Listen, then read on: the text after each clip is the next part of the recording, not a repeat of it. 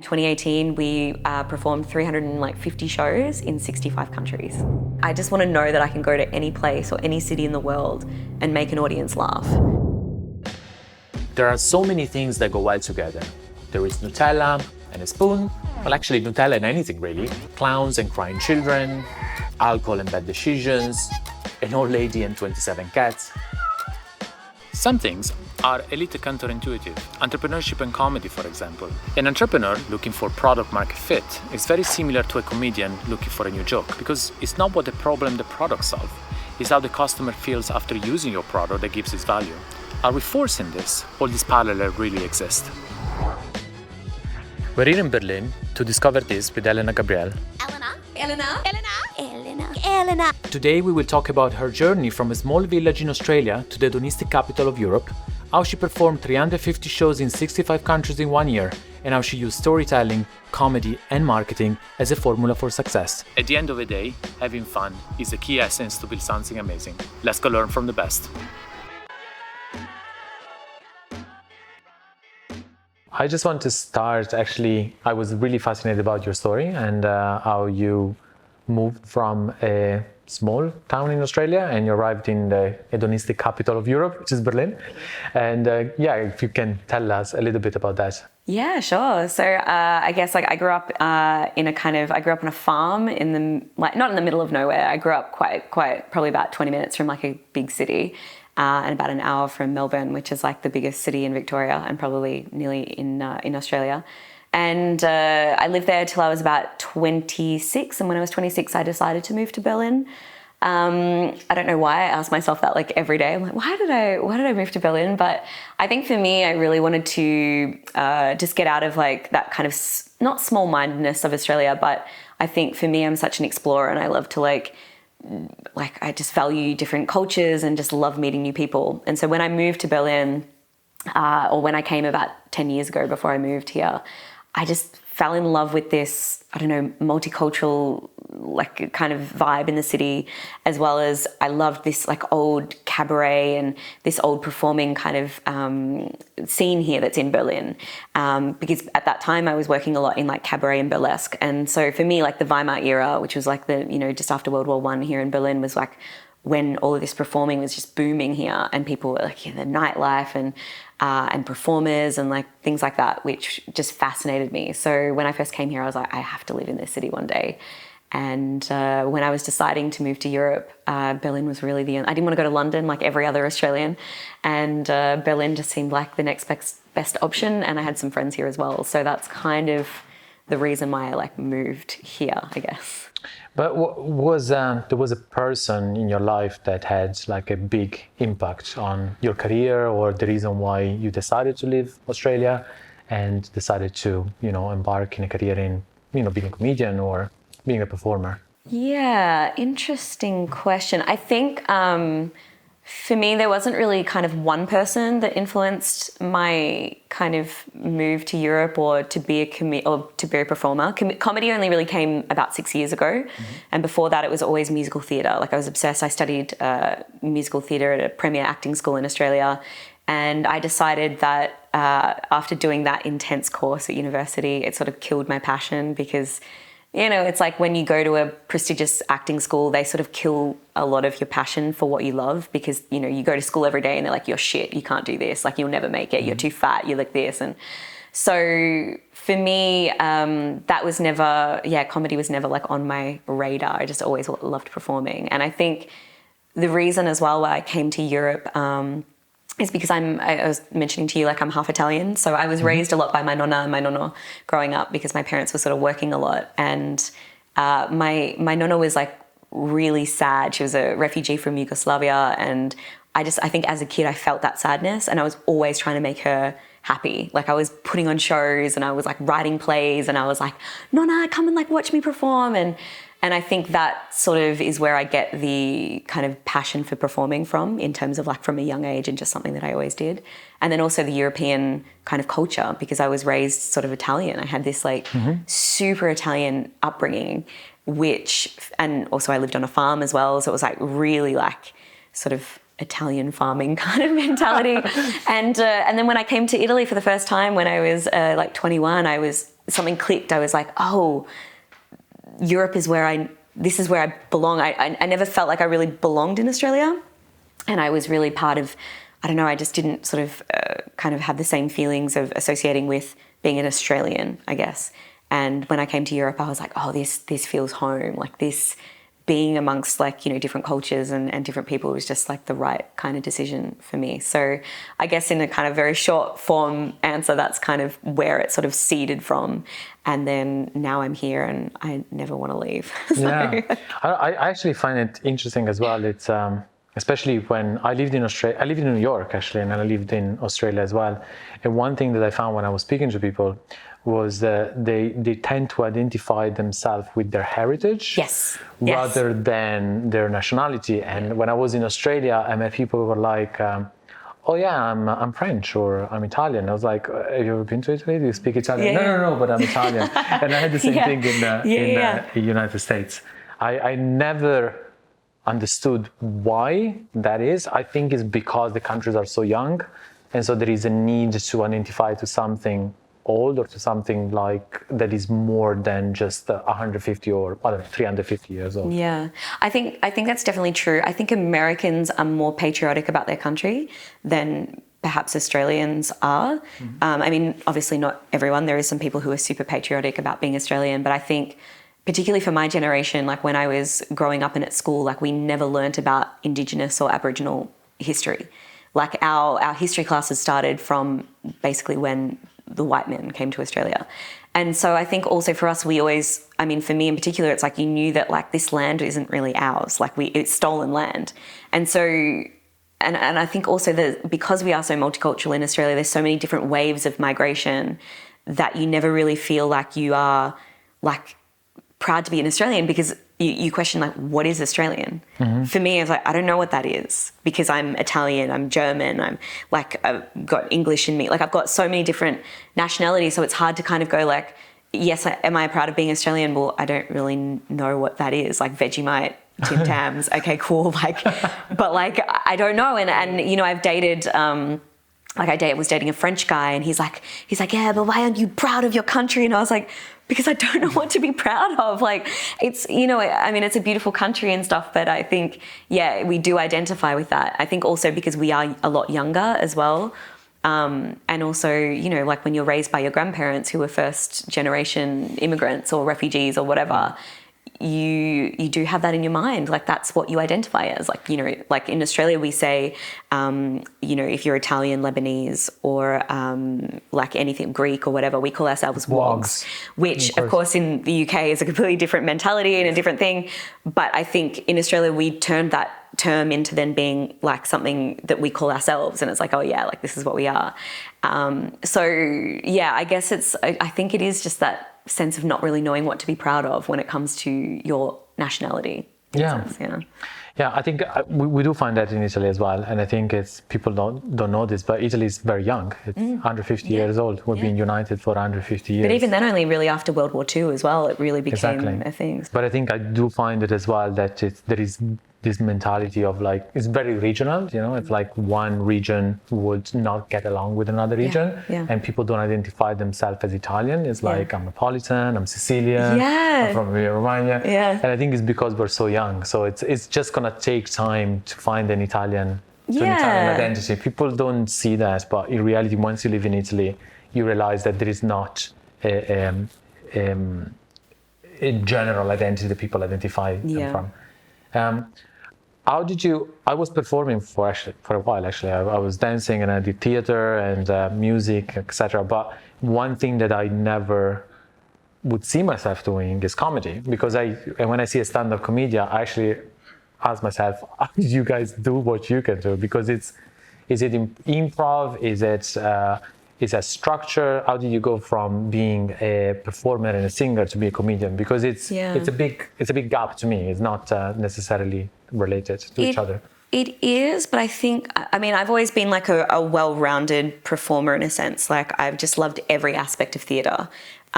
So like particularly like when you're asking people who are influential in my upbringing, like when I was in high school, like I hated my high school. I went to a Catholic all-girls school and I hated it. and was friends with all the gay guys at the all boys club up the road. Like that was like kind of my upbringing. But I had this one teacher and I did theatre studies. So I studied for 2 years, like quite intensely, like theatre studies. And we learned everything from, you know, German romantic theatre to Italian like kind of theatre to just like French classical, like everything. And that for me was like, oh, like amazing. Like this, there's so much history to theatre, and it's also super related to, you know, political and history and everything that is going on at the time. So yeah, for me, it was kind of like I grew up in the theatre. I wrote my own shows, like, you know, when I was 5 years old, like writing for my nonna, like writing shows and stuff. And so after that, I kind of, when I was in high school, I just fell in love with theatre, writing, everything. I learnt lighting, directing, producing, everything. And then when I left there, I studied musical theatre. And I think I just wanted to learn everything that was around the arts. And I'd always been told as well, like instilled that, you know, the phone is never going to ring. Like you always have to make your own work. And I like when I was at university, like studying musical theatre, we learnt improv, we learnt all types of dance, acting, whatever. And then when I finished that, I went into doing a bit of like improv musicals, like I did for a year, where, you know, you would just improv a musical, an hour-long musical just on the spot, which was like such a cool experience. But then after, when I was doing musical theatre, I realised fast and like quite quickly that being in a musical theatre production is quite like having an office job. It's like 8 shows a week. You are told what to do, where to stand, what to say.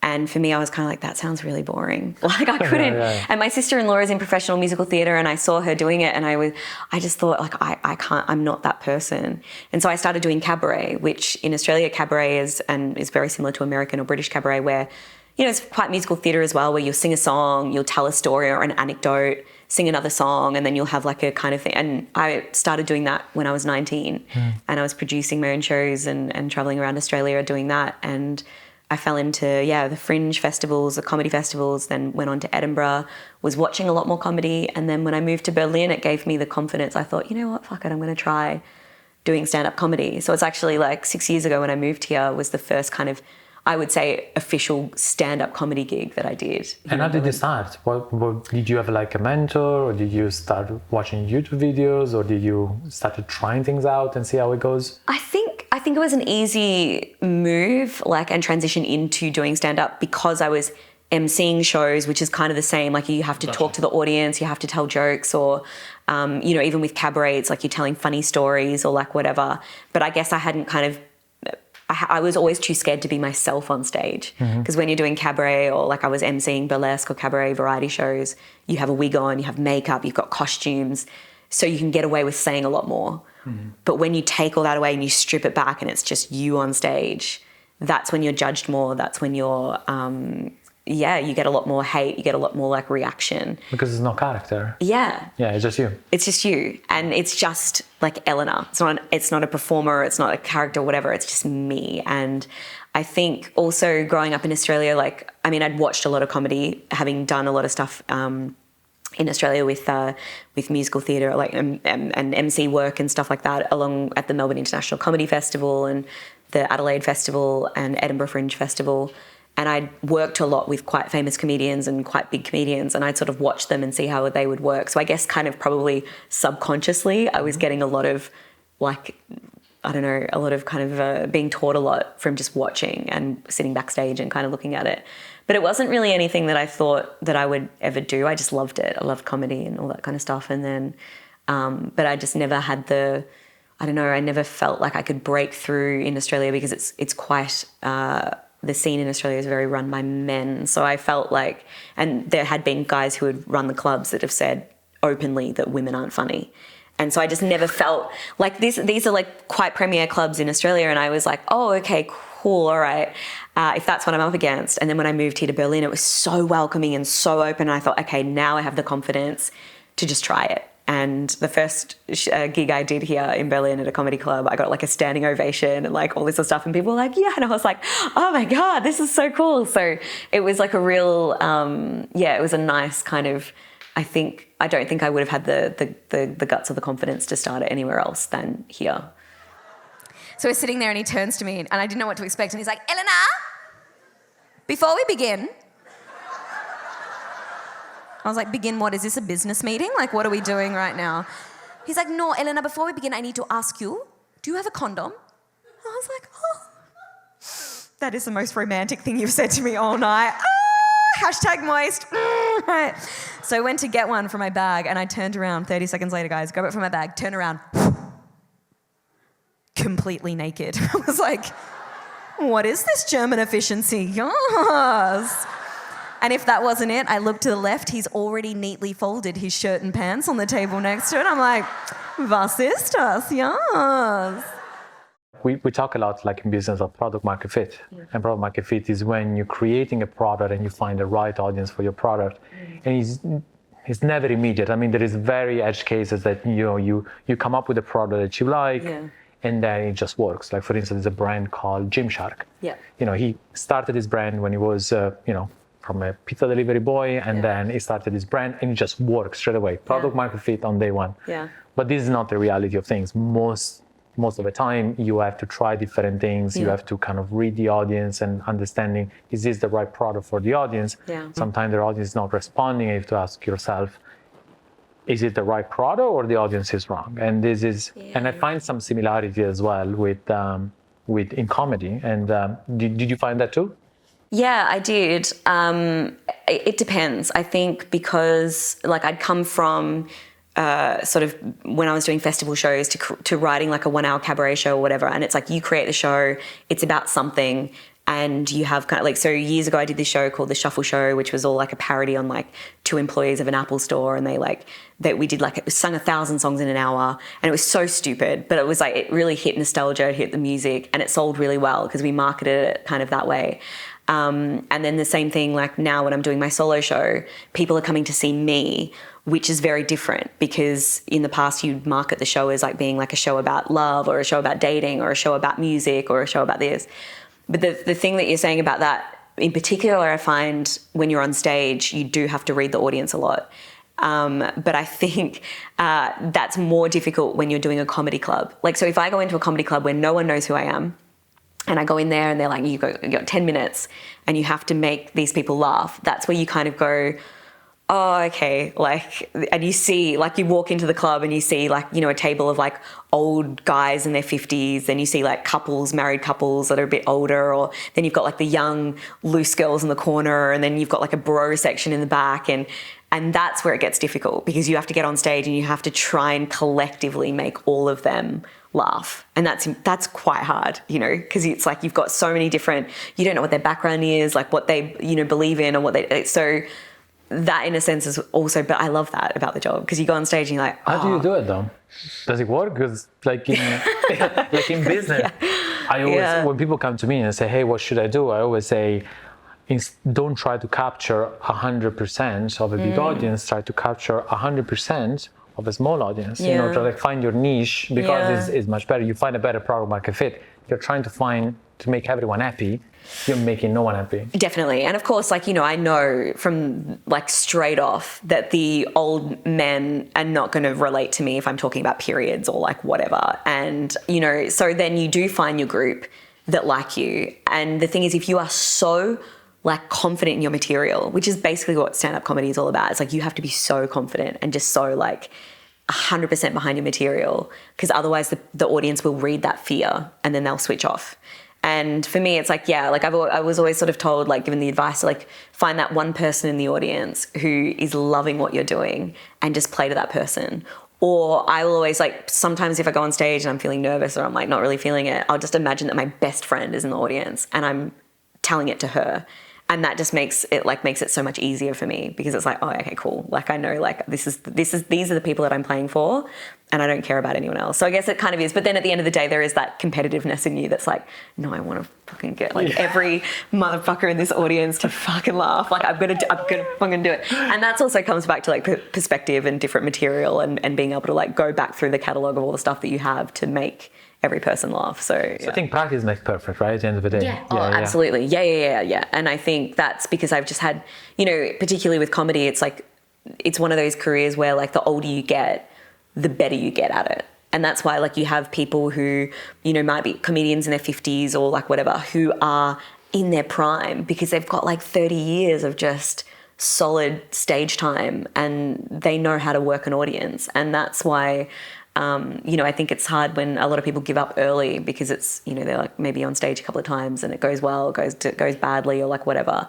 And so that's why I love this career, because it's like, oh yeah, I can do this for the next 20, 30, 40 years and it doesn't matter. Like you look at Joan Rivers, who is, one of the most popular female comedians like of our time, and she was doing it until pretty much the day she passed away. So, you just get so much better at it, and that's exciting as well, because like, well, what's the next material that I'm going to talk about, or what's this going to, like the new stage of a career as a comedian. So what success means to you as a comedian?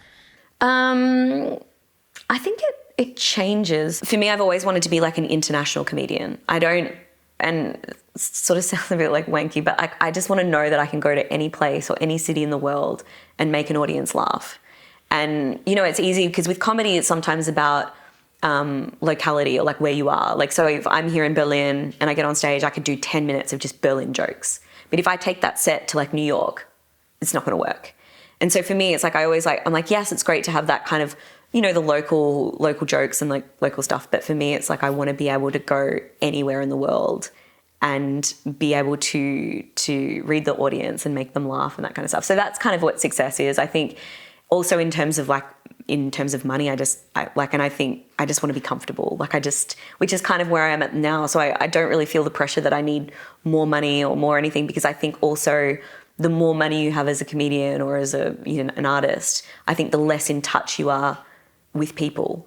And that's comedy. Like if you have to be relatable. But if I'm on stage and I'm like, guys, I just bought a Tesla and, I've got like a mansion like in Prenzlauer Berg or whatever, people can be like, oh, okay. Like, yeah, I get it. Yeah. Yeah, I think in terms of like relatability, I think it's very important. But money as well, it's like a lot of people have the idea of like, I want to make $1 million, or they put a number on it, and you might say, I'm a comedian, I want to have $1 million, but I want to have, 300,000 followers and stuff like that. And I do think that those are numbers that are really just, it's not necessarily the goal. I think it's not necessarily what success should mean. I think it's just a sign that you are going into the right direction. Yeah. But it's the finding what success means to you is a bit more than that, Definitely. I think, I don't know, like for me, money has never really been a driver. I mean, I don't know. I think for me, it's more about the show and what I'm giving to the audience. Yes. And so, I don't know, like I never thought I would be in this position that I am now. And I mean, I'm still not like, I'm not a famous comedian by any means. Well, you're getting there though. But that's it. Like, it's all just kind of happened by chance. And I'm the kind of person that will just like take chances and just go along for the ride. And if it's working, it'll work. Like if I don't know, wake up tomorrow and then for some reason, like everyone stops buying tickets to my shows and like, everyone unfollows me, I'd be like, okay, I'll do something else. Like, it's like, I sort of see the universe as like telling me where my career is because going. You're doing what you love. And I think that's what I always push people. It's like, don't necessarily start a business, find what you love first, and then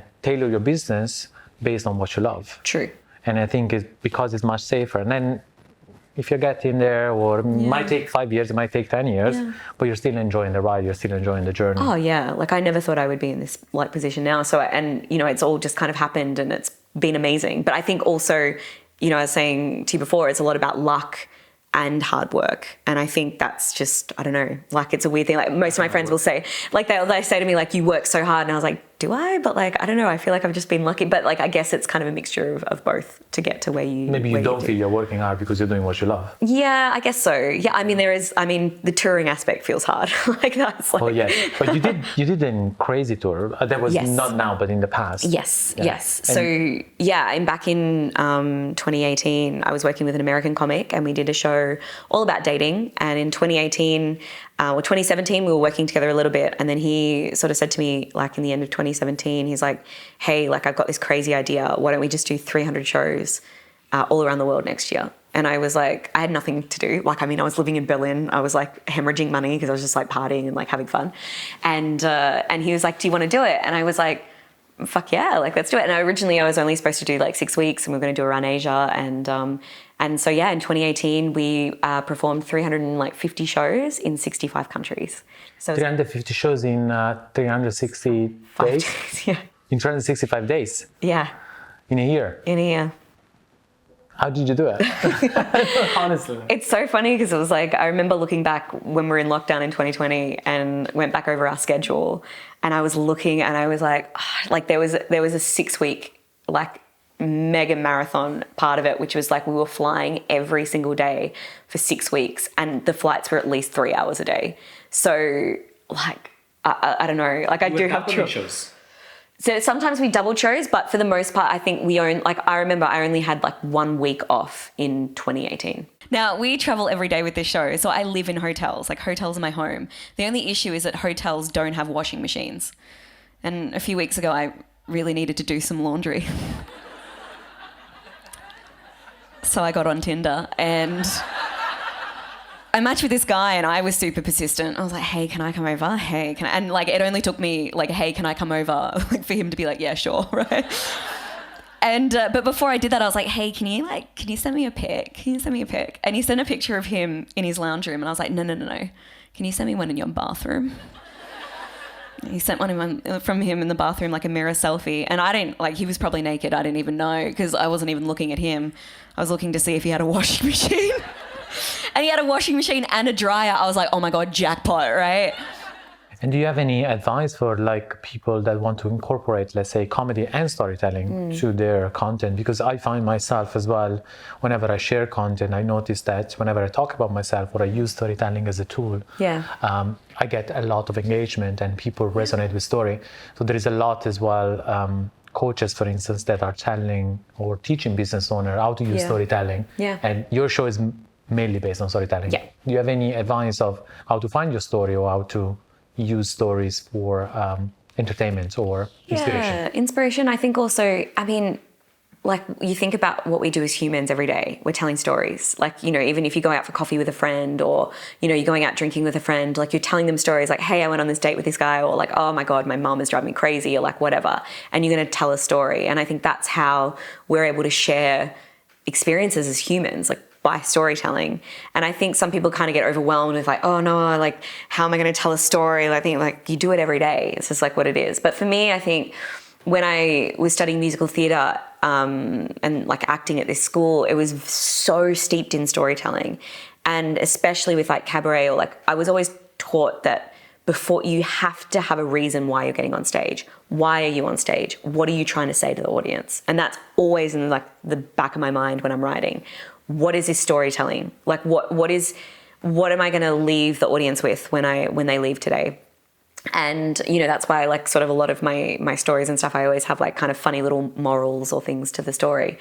Because I think we learn from them. Like, I want people to come along, even if it's like as simple as like they come along and they see my show and they're like, oh God, thank God I'm not fucking her. I won't make those mistakes. Or, you know, and I think that's super important when it comes to storytelling. But I think, you know, I've got a couple of friends that work in tech and they've just gone and done like a 4-week storytelling, like, you know, a creative writing course. And I think that's also super important as well, because, you know, you're also just sort of learning how to tell a story and how to be more engaging and more creative. And I think that's something that I would say for everyone to do, is just to do a course in how to write a story, how to tell a story. Because also it means like you're going to be more like engaging at like a dinner party or something as well. Like you're not just going to tell a boring story where you can see people's like eyes like glass over and they're like, oh. Yeah, for me it's always been, I think, trying different things in my life instead of, you know, learning how to tell stories, I just live them, I guess. Yeah, you know? yeah. And is that the same for you? Is that how, is that real life stories, what you do? Yeah, they are. But the thing is, it got to a point, I think just, you know, for me, the pandemic happened at like a great time in my life, because I was so creatively burnt out. I remember thinking like at the end of 2019, and I had this massive the tour was still going on, and it was like, and all I saw was like, fuck, another 6 months. And I just remember thinking like, I've got nothing. And I was trying to mine, like I was going back over old diaries, like, oh, what's a weird date that I went on? Or can I turn this little bit into something? And I just remember thinking like, I just want to stop. And I just want to experience the world again, because what happens is when you're on stage and you're continually telling these stories, like, you're not living. You're living on stage, and then you start to create these stories that, you know, they did exist, but then they exist in your mind as a story of you telling them on stage. So, and then you sort of go, was that real? Did that actually happen? So then sometimes when people ask me like, oh, were those stories real? I'm like, did it happen, or did I make it? Like, I don't know, because it's such a, you know, you tell it so much that it loses any sense of like emotion and stuff to it. And, but yeah, I think there is a point where that's why now with my life, I try and, you know, I work hard for a couple of months, and then like I take a break, and, you know, I go traveling and I experience stuff, and, or I learn a language and like whatever. And then, you know, I'll go back to it. So particularly if you're writing a new show, like for me now, I'm just, you know, continuing on with the show that I wrote last year. But like when I'm writing my next one, which will be later this year, it's like, oh shit, what am I going to write about? Like I need, you know, but then it's also this thing where as a creative, a singer-songwriter, a comedian, or I don't know, anyone who works in the arts, it's like you do mine your life for content. So you are like, you know, you are putting yourself in these situations where you're like, oh, like in my later show, like there's a couple of stories where I tell them like, oh, well, you know, I'm going to capitalize on this in a couple of years' time, like, you know, and kind of stuff. You're like, oh, I'll see how this story, I'll just keep going with dating this guy. I'll see what happens, because, you know, maybe I'll make some money out of it. Like, so, which is so stupid, but like, I there is that voice in the back of your head that's. And now my dating life is weird. And I tell my dating stories on stage every day for the last like 2.5 years. Every day I've been telling my dating stories. And eventually what happens is that you run out of stories to tell on stage. So we just had all of August off. Yeah. And my job was to go on out and make some new stories, right? Which is a really fucked up job description if you think about it, right? It's like, hey, Elena, what do you do for a living? It's like, well, I just go on Tinder in random countries and find myself on precarious, sometimes dangerous dates, and then tell it on stage for you. So you're welcome, Oslo. You're welcome, okay? Thank you. A lot of the story that you have about sex and dating and stuff like this, if they're all about you, are you sometimes worried about your mental health or your general happiness of taking too much away from your personal life and putting it into your career? What is the limit? What is the... Yeah, definitely. I do feel that a lot. At the end of the day, like, I don't want to be this girl with bad dates. Like, I don't want to be this girl who's always like, because I stupidly, like, I'm such a hopeless romantic. I believe in love. Like, I'm like, you know, I believe in it, which is like probably why I put myself in these bad situations with, on dates and stuff. But the thing is, like, yeah, I don't want to keep telling dating stories. I don't want to be in 10 years, like, still being like, well, I was on Tinder last night. Like, and I think that's also, with this show, was kind of like the last show I wanted to write about dating, because I was like, no, I want to write about other stuff. I want to do, you know, other stuff, other things in my life. So, yeah, and I guess the good thing about being a comedian is that, like, yeah, if I get into a relationship, then you can talk about that. And like, being in a relationship is funny, like the things that happen there, or like, you know, if I got pregnant, had kids, like that's a whole show in itself as well. So the good thing is that no matter what happens in my life, there's always going to be stuff to talk about. But I think it's also it's very lonely. Like, this lifestyle is super lonely. And because I'm like, I work for myself, I do everything myself. Sometimes I really miss that kind of, I don't know, like working in an environment with other people. And, you know, I'm also single as well. I live alone. So there's a lot of that where you do feel lonely a lot of the time, which is kind of shit. but I'm hoping it's not forever. But then also, you know, it's like when your career is going well, you want to focus on that, but then you also know there's a balance. And sometimes I'm like, fuck, I should just like give it up for like 2 years and then, like, you know, live a normal life and then come back to it. But I think I love it so much. And I think also being a woman is part in that as well, because I was saying to a friend earlier today, like, you know, if you talk to a male comedian and they're off like touring the world, no one questions what they do. But when I'm dating someone, they're always like, oh, but you travel a lot, and like, you know, are you like emotionally okay? Like, are you like stuff? And I was like, yeah, but I feel like if I was a guy doing this, they'd be like, that's so fucking cool, bro. Like, you're traveling the world. You're like, you got like girls in every city. And so I think double standards. Yeah, of course. But I feel like I never get that. Oh, that's so cool that, you know, like, you're doing it. It's not so much with my friends or like whatever, but with guys that I'm dating, they're always like, oh, like, you just travel a lot and like, it's just not going to work. And like, you know, and sort of stuff where, you know, I'm a big believer in like, you can make it work, but I don't know. I just sometimes find that aspect a little bit more difficult. It's interesting what you say about, and I think about being lonely, right? Yeah. And I think a lot of people think about we can call them influencer, or people that have, let's say, like you, 150,000 followers on YouTube. Yeah. People think, oh yeah, they're fine because they have all these followers.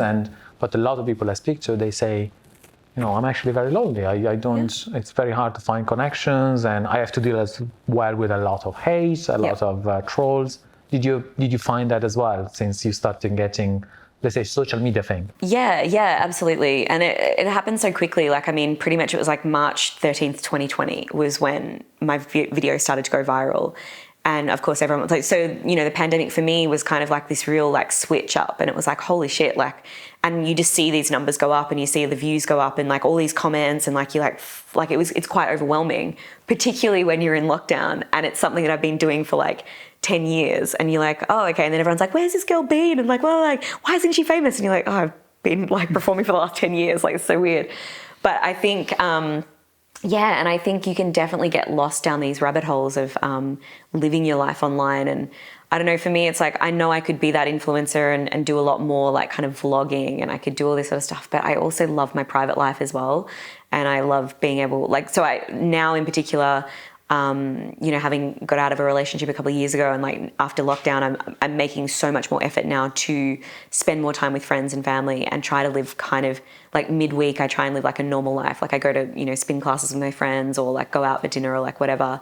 And then it's just the weekends that I work. So it's trying to find the balance. But I think as I get older, but also as I get more kind of like known, that makes it a lot easier. Like I don't feel like I have to hustle as hard as I did maybe like 3 years ago.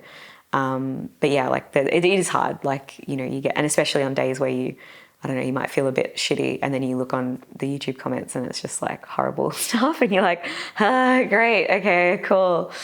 I got this message from a man who slid into my Facebook messages about a week ago. Absolute rubbish. What nonsense you are doing in the name of stand-up comedy? You don't have any other topic other than sex. It's really irritating. Didn't respond, which is always the way I am with people who message, because I'm like, cool, thank you for taking the time out of your day to tell me how shit you think I am at doing my job. Anyway, I was a little bit drunk the other day. I messaged back, what do you want? Which I thought was fine. Just like I'm actively asking, what do you want? But what I wasn't expecting was a voice message reply from this lovely gentleman. Hello. Good evening, Elena. Thank you so much for your response. I'm really touched. Okay, I'm really touched by my response. My response was, what do you want? But I'm glad to hear that my really angry, passive-aggressive response made him feel touched. Were you able to find like a routine, for instance, in the last few years? Yeah, and the pandemic was such, for me, the pandemic was just, I don't know, like a really, it was obviously a shit time for everyone. It was like a weird time, but also for me, I think it gave me the time to like stop and think and reflect, to do therapy, to, look at my own creative like lifestyle and this kind of stuff. So I did this thing called the Artist's Way. I don't know if you've ever heard about it. It's really popular. Like a lot of famous people have done it, artists or whatever. But it was written by I can't remember her name now. But she was in the link. Yeah. Oh my God, I can't believe I've forgotten her name. Like I looked at this book every day for 3 months, and it's basically like artist therapy. And so you do every week. It's like 12-week course, and every week they have little things that you do. But one of the big things is morning pages. So basically, like every morning, as soon as you wake up, you write 2 or 3 pages in a book, handwritten, not on the computer or anything, just like handwritten. And that's something that I still do now. I still write every morning as soon as I wake up, because it just sort of gets out like all of that shit that you're thinking about. Like you wake up and you're like, oh, I got this to do, like blah, blah, blah. And it's just like a word vomit on a page. And then I started, like I was meditating before like 2020. I was doing that every day, but then like that sort of picked up a lot more. So basically like I try now, before checking my phone in the morning, I'll like wake up, I'll write, I'll meditate, I'll do a bit of stretching and stuff like that. And then actually then sit down to my computer. And for me, that makes such a difference, because you're not just automatically on your phone. Because I feel like as soon as you wake up and you're on your phone, you're automatically like in that world. And you're thinking about a million things, particularly for me, because I always think about, I've got this to do, this to do, this to do, this to do. And it's like, it can get quite overwhelming. So I think that really gave me a balance as well, and also helped a lot with mental health, because when you write things down, a lot of stuff becomes a lot more kind of clearer in your mind, and in particular about what, like, your goals. And I do like a gratitude list as well, which also really helped as well. And like I would write down like my, you know, I'd go over like all my goals for the year and or like what I wanted to achieve. And so it's kind of like that manifesting, which is so wanky. Like for me, it was like I would listen to podcasts of, you know, people like Tim Ferriss or whatever talking about morning routines, and I was like, and I didn't have time to do it because we were always traveling. Like we were always like up at like 6 o'clock in the morning, catching a flight, then arriving to the city, taking a nap, like going to the gym, like whatever. And it was just really difficult. And then also like I try and go to the gym every day, and not even for like to look different or to change it, just for my mental health as well. Yes. And for something to do. Yes. Like a routine. Did you find any, I don't know, tricks or any ways of maintaining some sort of routine while you're traveling, especially while you're touring? Because you're touring a lot. Yeah, touring a lot. I guess it's like, it's kind of weird. I think for me, it was always trying to like make sure that I like eat well. Like that was the kind of thing, like keep one thing constant. Yeah, exactly. And I mean, I think before the pandemic, I was so good. Like I would go to the gym every day, like we'd eat well, like, but I also had someone else to sort of bounce off as well. So it was kind of a bit easier, but now on my own. But I think the easiest thing for me now is like most places that I'm touring to, I've been to before. So I know where I'm going to get my poke bowl, or I'm going to get my salad, or I'm going to get my good stuff. And I'll just make sure that I get that delivered. It is difficult, but I think having played a lot of shows in these places before, it's like almost like going home. Like I know my favorite place, I know where to go and bits and pieces. So, and also like, I mean, I stay in hotels that have room service. So sometimes I'm so tired, I just arrive and I'm like, yeah, just bring me food. Like I'm so tired. But you're not far away. I think very soon it's like you're going to have your personal chef and then a personal trainer, of course. Honestly, I just love a personal assistant that could travel with me. Like that would just be, you know, I think that's the next step. Yeah, of course. But then now this year I've tried to make a lot more, like I'm getting a lot more local comics to open for my shows, because it also for me it's like great because I get to meet like local comics, like it gives them an opportunity as well. So that's also been something that I've been doing a lot more of like this year as well. So yeah, but this is why sometimes I get kind of pissed off without, you know, like the celebrities or some influencers as well. And I was listening to the guy from Always Sunny in Philadelphia. Yeah. And they were interviewing him and they were like, oh, how did you do this body transformation and stuff? Where were you able to do it? And he was very honest about it. I said, well, they pay me a great paycheck. Yeah. So I did it for the paycheck first. Yeah. And then I had the personal training coming in my house all the time. Exactly. I had the personal chef doing everything that I needed. And I think there is a lot of these people preaching of like, oh, this is the way I do things and stuff like that, but you don't realize the amount of resources they have at their disposal. And I'm like, well, it's kind of easy, right? It's like it's much harder at the beginning. And I feel that when you actually advise people, you have to make sure that you find a story or like if it's a hack that is relatable to them. Yeah, exactly. You know? And I find a lot of these people, they're giving things that most people cannot use because, you know, sorry, I don't have a personal chef. I don't have a, you know, so I think it's important to give advice to people like you did, but that they can use in their normal life and without having the extra that very privileged people have. Of course. I think like, I mean, for me also, like I try and I like eating well is like the biggest thing. Cause like, there's nothing worse. Like I've been quite shit. Obviously like I just had COVID. So like before, when I was traveling, I was just eating so badly. I was so tired. And that's when you get home after the show. And like, cause I don't like eating before the show. So it's like trying to get something after the show that's like somehow healthy, and it never is. Like, and so like, I don't think I've eaten as much McDonald's as I have in like the last 6 months. And it's like awful because I hate it, but you know, sometimes it's just like, and then I get home and I'm like, oh God. But so I actually bought like a USB blender, like, so I bring like protein and I bring like the milk and stuff with me, so I will at least I can have like a protein shake at night, and then like that'll just keep me like going. And that was the best thing I ever bought, was just like a USB rechargeable fucking blender. It's like, and people like, my ex were like, would always look at it. He's like, what the, like my French, he's like, what the fuck is this? And I was like, it's my blender for my whey protein. Oh, it's French, right? It's like, my boyfriend last year was French. So it's like Italian. Yeah, I know. Well, when we won Eurovision last year, he was like, I don't care, Eurovision. And I was like, you know, because we want to get it anyway. So super fun. Yeah, I remember I was chatting writing to my mom about Yule, which is a company that does, you know, like Oh yeah, protein yeah, shakes and yeah. stuff. And she wasn't getting it. Yeah, no. She was like, oh yeah. what do you mean, like liquid food? Yeah, exactly.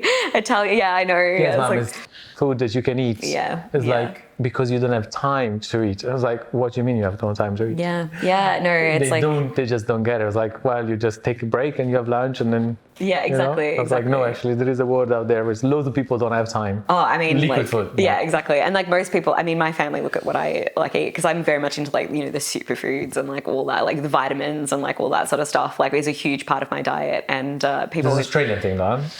I felt that in Australia there was a lot Yes. of consciousness about. Yeah, like, yeah, because sport is such a huge thing in Yeah. Australia. But I think also I had a lot of like dietary issues and stuff. But like, I mean, I don't know whether that was just because it's like, you know, you're in that scene where everyone's like, oh, we're eating well, and we're like spirulina and like all this stuff and trying out the new like, you know, mushrooms, reishi mushrooms and stuff like that. And you're like, okay, cool. Like, so it's quite a wanky thing. But for me, yeah, I think that's quite important as well. Like, I like to like. That is eat well for me. I and think stuff. the only constant thing I might throw off exercise, especially. I Yeah. try to exercise at home, Yeah. especially when we travel. But Yeah. eating well, it's I try to be a constant. Vitamins in particular, like for me, I've had a lot of like, issues with like kind of vitamin deficiencies and stuff like that. And so I went to dietitians and I figured it out like a while ago, probably about 5 or 6 years ago, and now I know my body so well that I can go, okay, I'm iron deficient today and I need to take a supplement, or like I need magnesium today, or I need this. So, and that just, I know when I'm feeling bad, it's because my vitamins something in my body is not quite right. And so that's kind of one good thing that has come from being healthy, I guess. Like, when I go to the gym, like, I'm all about minimal effort, right? Like, the least amount of effort I can do just so that I can go to brunch with my friends in my activewear and say, I went to the gym this morning. So I'm on all the machines where you sit down because you can still be on Instagram at the same time. So I'm there and I'm like trying to do stuff, I'm pulling stuff, like I didn't know what the fuck I was doing. And then I feel this presence behind me, right? There's like super jacked dude. And he was so jacked and he came up behind me, right? And then he just taps me on the shoulder like, he's like, hey, you're doing it wrong. Motherfucker. Because I was also premenstrual and I was ready for a fight, right? Because I was going to turn around to this guy and lecture him on the patriarchy, the Me Too movement, how hard it is to be a woman in 2019, #MeToo. Like, I was going to go to town. And I turn around and he was fucking massive.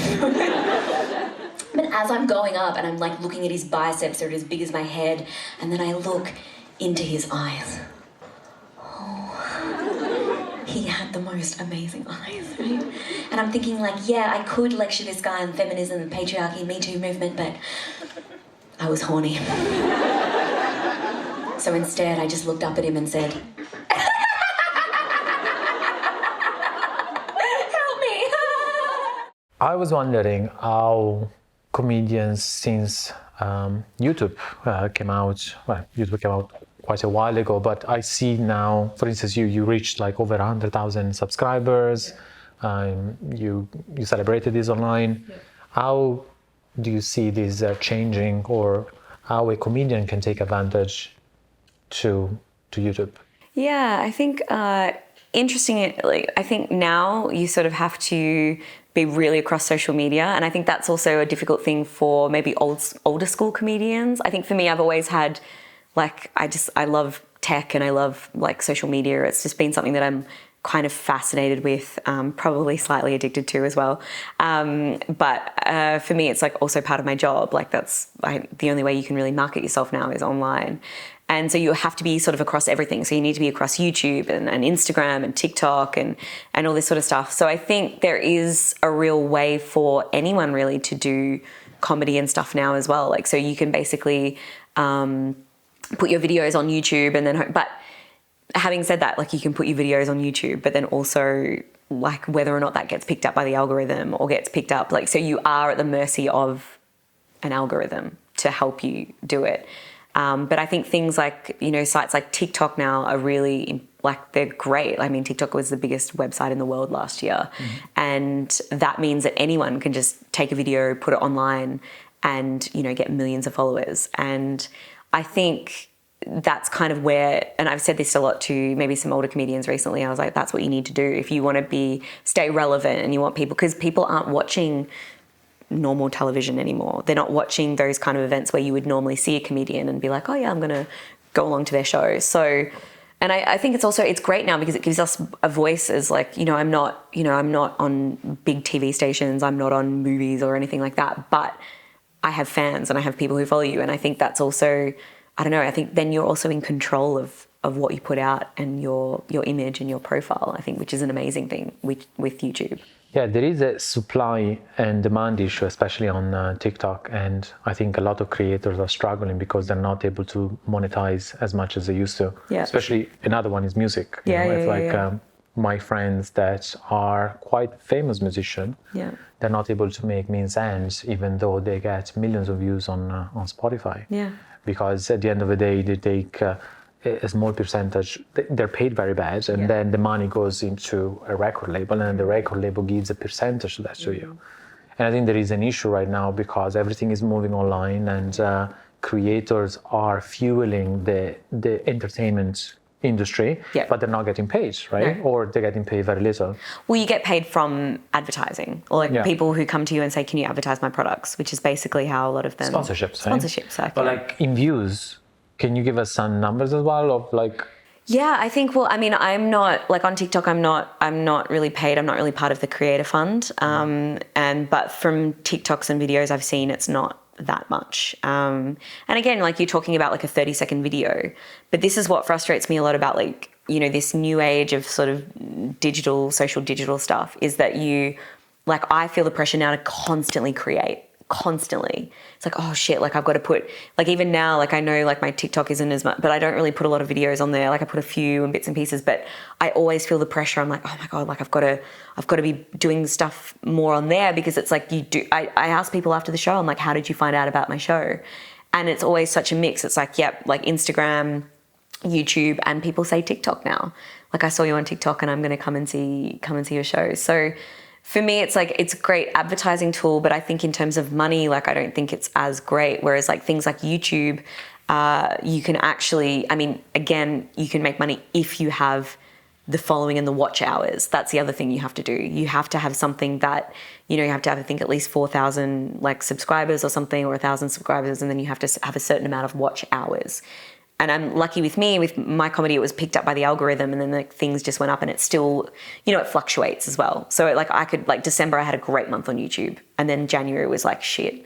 So and it just depends on what happens with like the algorithm, what happens with like, if it's summer, like people are more out, they're not going to be inside. Like that's why lockdown was so great, because everyone was inside just trying to find stuff to consume. It's like this pressure to just continually kind of consume. But I think for creators and other people out there who want to do stuff, YouTube is probably the better way to make money. But then you also have to like sort of work hard to get that monetization on the channel. Because for you, it's very similar, I guess, to musicians. It's like they can make money on Spotify, but then you have the live, right? Yeah. Because at the end of the day, you make money on live. Exactly. And that's your main thing. Yeah. But on the other hand, it's kind of scary because if something gets sick, get old, everything just depends on you. You just don't want to spend, sometimes you don't want to spend 200 days a year touring around just to make a mean cent. Exactly. So I think it's about, I'll try to find, not that passive income that you can build alongside.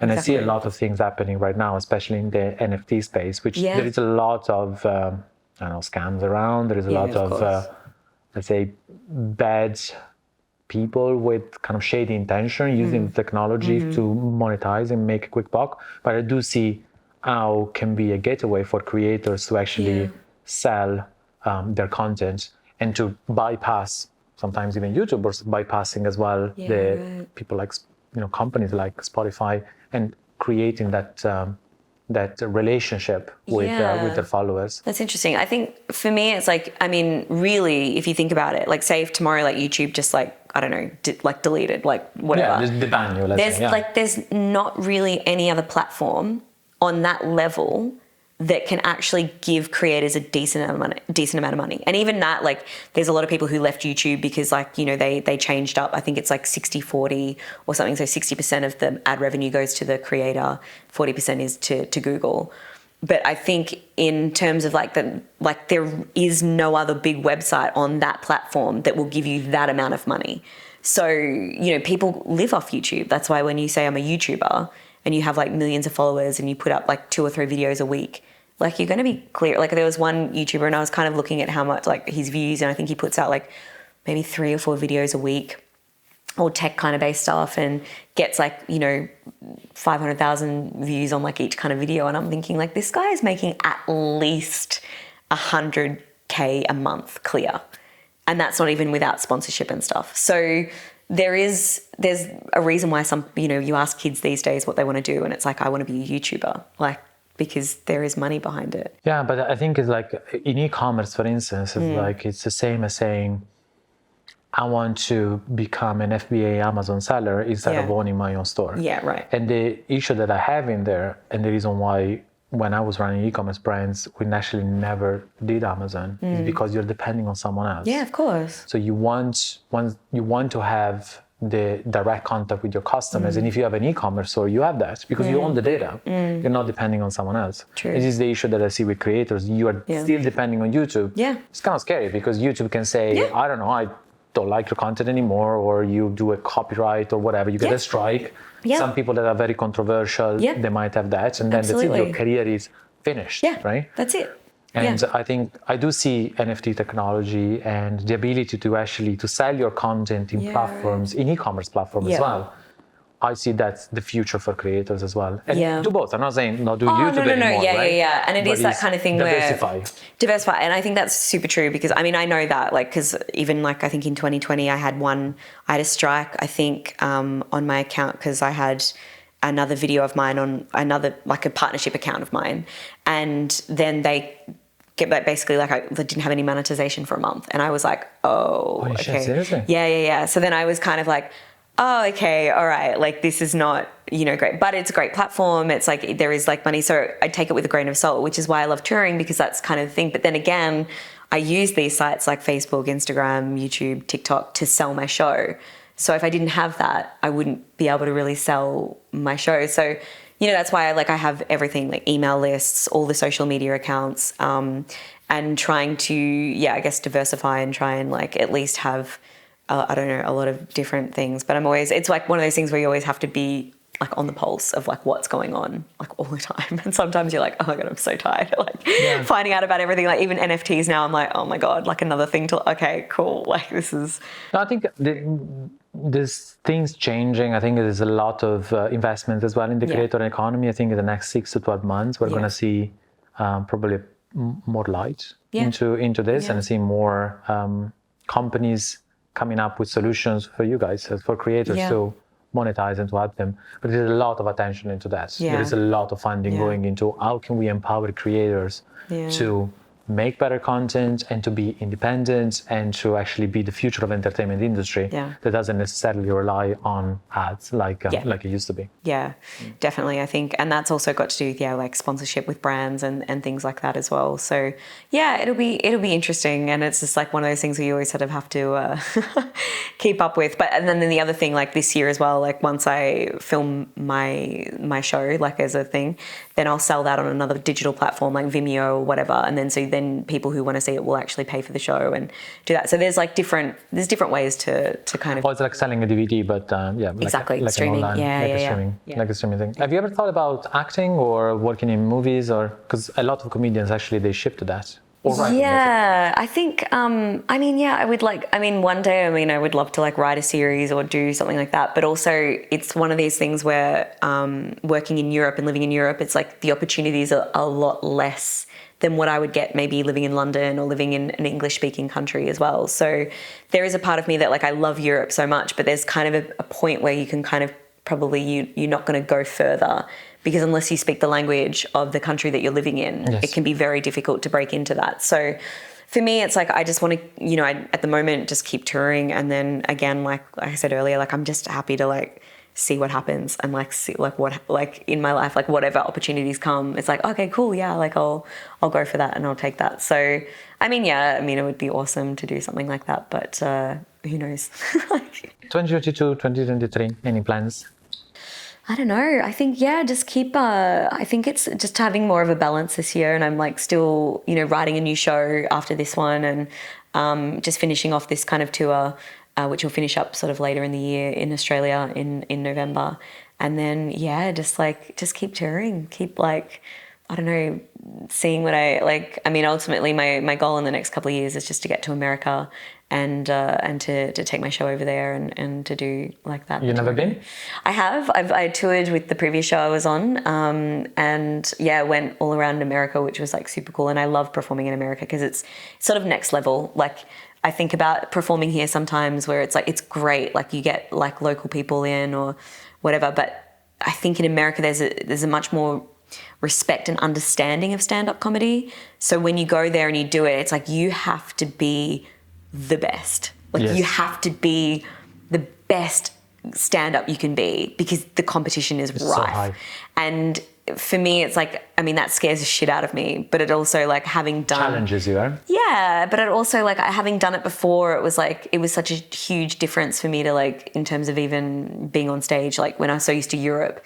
And then you get there and you sort of have to like, you have to be like so much more confident. You have to be like, fuck, like you have to be like super American when you're there. And like that I kind of like, because it's, it's a challenge. And I have so many fans there and they're always like, come to America. And I was like, I want to, but like visas are incredibly hard. Yeah, so. I mean, breaking the American market is very hard. Yeah. I think Adele was, going back to Adele, actually, Yeah. no, we're talking so much Yeah, about no, her. I mean, it's like, she's amazing. She was the only British to actually break Yeah. the American market. Yeah. Although I do see that most of like famous comedians and actors Yeah. are not from US. But see, this is also the thing about comedians in general. Like I think about even Australia, like some of our most famous comedians in Australia. I mean, yes, there's some Aussies and stuff there, but most of them are like Irish or from another country because I think locals love hearing about their culture through and the accent as well. Yeah, and they like to see the perspective of someone else from someone else's eyes. I think that's a huge thing. Like, because even when I would sit in the audience and I would watch,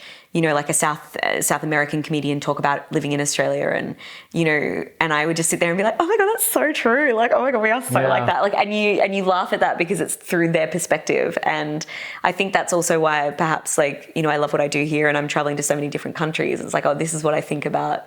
You know, this is, oh, why do you guys do this? Like, and they're like, oh yeah, like that's so true. Like, and yeah, I think that's kind of the fun part of it, I think, for the audiences. Yeah, Russell Peters built a career on this. Yeah. That's his whole take, right? Exactly. Like, you know, I think every comedian I've seen outside of their country do like super well.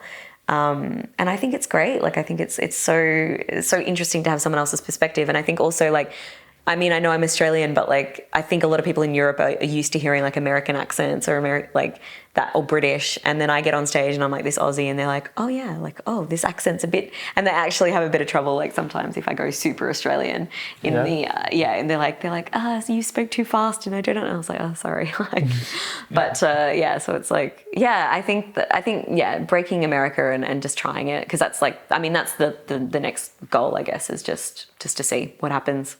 If I fail, I fail. If like, gotta try. Lose, right? Yeah, exactly. Well, yeah, I mean, maybe some money, but like apart from that, like that'll come back. I'm not worried about that. So we'll see what happens. Cool. Anyway, thank you so much for coming. Yeah, my God, this is so much fun. Yeah. We should do it again. Yeah, for sure, absolutely. Thank you so much. Thank you. Thank you so much, you guys, for watching. If you liked this video, hit the like button below, share it with your friends and fellow entrepreneurs, and be sure to hit the subscribe button for new videos every single time. Thanks, and I will see you on the next video.